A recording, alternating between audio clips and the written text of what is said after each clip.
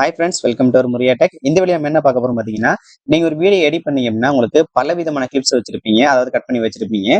அப்போ ஒரு பர்ட்டிகுலரா ஒரு கிளிப்ல போயிட்டு நீங்க ஒரு கலர் கிரேடிங் பண்ணீங்க. அதே கிளிப்ஸ்ல உள்ள கலர் கிரேடிங்க வேற வேற கிளிப்ஸ்க்கு எப்படி கொண்டு போறது அப்படிங்கிற பத்தி இந்த வீடியோல பார்க்க போறோம். நீங்க இப்பதான் ஃபர்ஸ்ட் டைம் நம்ம சேனலுக்கு வரீங்கன்னா மறக்காம நம்ம சேனலை சப்ஸ்கிரைப் பண்ணிக்கோங்க. வாங்க வீடியோக்குள்ள போலாம்.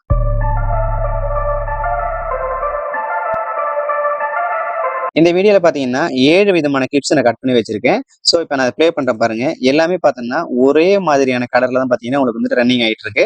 இப்போ நான் போயிட்டு கலர்ஸ் பேஜ்ல போறேன். நான் வந்துட்டு ஃபர்ஸ்ட் கிளிப் நான் வந்து சூஸ் பண்ணிக்கிட்டு என்ன பண்றேன்னா, நான் வந்து கலர்ஸ் பேஜுக்கு போறேன்.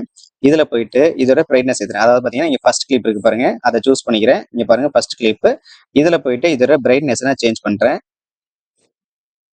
சோ இப்போ இதோட பிரைட்னஸ் பாருங்க எந்த அளவுக்கு இருக்குன்னு. மத்த லேயர்லாம் பாருங்க. இப்போ நான் வந்து 4 5 தான் சேஞ்ச் பண்ண போறேன்.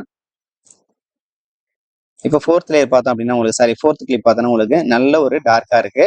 ஸோ இது எப்படி பிரைட்னஸ் எப்படி சேஞ்ச் ஆகுதுன்னு பாருங்க. ஸோ ஃபோர்த் ஃபிஃப்த் ரெண்டுமே பார்த்தீங்கன்னா கிளிப் வந்துட்டு ஒரே மாதிரி ஈவனா இருக்கு. ஸோ இப்போ நமக்கு ஃபர்ஸ்ட் கிளிப்ல உள்ள கலர் கிரேடிங் அப்படியே 4 and 5 கொண்டு வர போறோம்.